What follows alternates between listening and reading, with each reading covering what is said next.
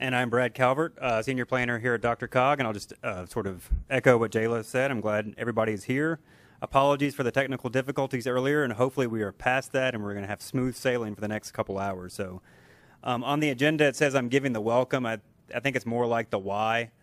We've got two sets of speakers that are going to sort of talk about sort of the what they're working on, what we need to be working on in terms of thinking about creating a built environment that's suitable for older adults, and of course what's good for older adults is good for from everybody.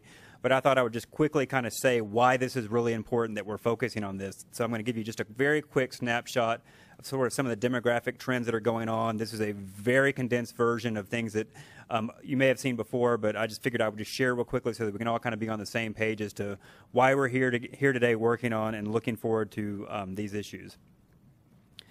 So the quick headlines. Based on state forecasts, by 2015, the state of Colorado is going to have 1 million people over the age of 60 living here, with more than half of those folks living in the Denver metro area. And this is really a big fundamental change to the age structure that's going on not only in our state but also in our region. As recently as 2003, 1 in 8 people in the region were over the age of 60. By 2030, that's basically going to double, 1 in 4, 25%. And the age 60 is the number that we use because when you turn 60, you become eligible for services through the Area Agency on Aging that Jayla is the director of.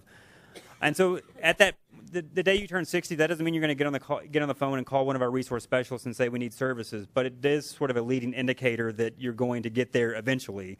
As Jayla likes to say, you know, aging is better than sort of the option. So keep aging as long as you can, and we'll be there to help provide services going forward. So sort of what that looks like, here's a quick graph that basically shows from 1990 to 2030 in terms of what's going on with so basically you're looking at the percentage of the population over the age of 60. You know, when we think about it, you go back to 1990, we sort of bumped along, 12.5%, 13%. It's been a constant. And one of the things that we talk about a lot is that there's a reason people are struggling with how to deal with this issue, because if you look back in your personal and professional life, this demographic reality has never happened. We're dealing with a sort of a fundamental change in the age structure that we've never quite dealt with.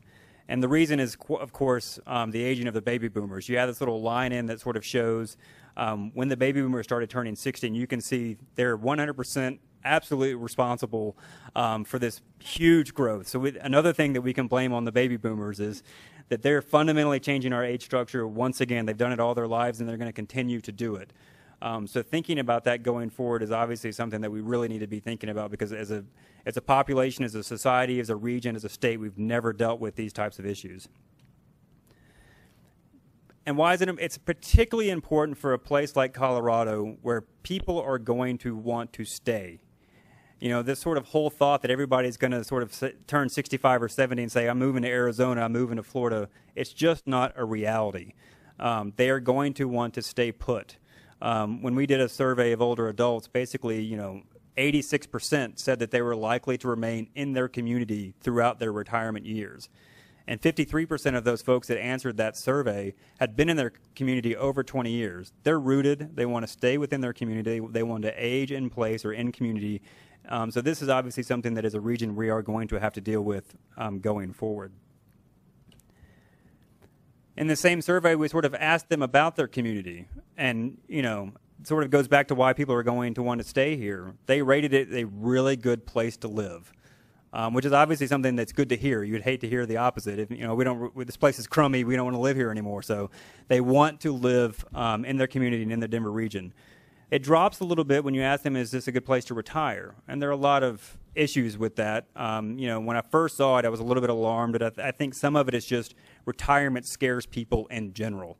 Sort of, what am I going to do when my income drastically changes? How are my needs going to be met going forward when I'm not part of the working population? So they still rank it pretty high in terms of a place to retire. And you can see some of the other things that we asked them to rank as well. We also asked them sort of some questions about how their community characteristics and how they live their lives day to day.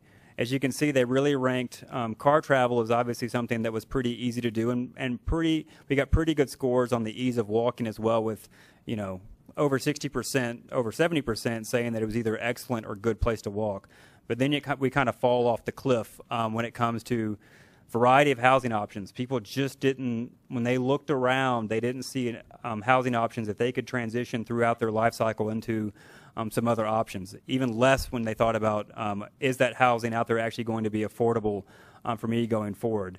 And transit, the ease of transit was not something that ranked very well. So when we think about this population going forward and the dramatic shift, these are the types of things that we've got to sort of come to grips with. You know, we basically are looking at a 30% growth in the next 5 years of people over this age of 60 in our region. But we know for a fact we're not going to see a 30% increase in resources that are dedicated to supporting the aging of that population. So we've got to start to think about community design and other issues related to aging beyond just service provision, which is what, as Tom mentioned, we are kicking off a program called the Boomer Bond. There's a packet, there's a little one-page flyer in the agenda packet, and I won't spend too much time on it, but I would just encourage you, when you see an email from me asking for your time or your staff's time to participate in this project going forward, it really is going to be mostly going on next year. I would just highly encourage you to participate. Give me as much time as you can. Hopefully it's a couple hours a month for a participant, not a whole lot, but what we're intending to do is basically bring all the expertise and resources that we have in this region together to talk about these issues and to figure out from a built environment or a livable community standpoint, what can local governments in the Denver region do to create communities that can support healthy and successful aging. And so what we're really going to hear today is kind of a preview of some of those things. We have Jana Leinott from AARP, who's going to sort of give us a broad national perspective about what folks are doing around the country, other items that you might want to think about. And then we have Kevin and Shelley from Arvada, who've been leaders in this locally, and they can tell you sort of the good, the bad, the ugly, probably some celebrations, some successes, some challenges in terms of what they've been doing. They really have been cutting edge in this region in terms of getting ready for this age wave. And so, again, on the Boomer Bond, just please, I think we'll probably do a kickoff to bring as many people together to kind of talk a little bit more detail in probably early December. So hopefully this will pique your interest today, and you'll say, yes, I'd like to spend some time on this next year, and we can all sort of collectively come together and come up with a great set of resources that our member governments can use to address these issues going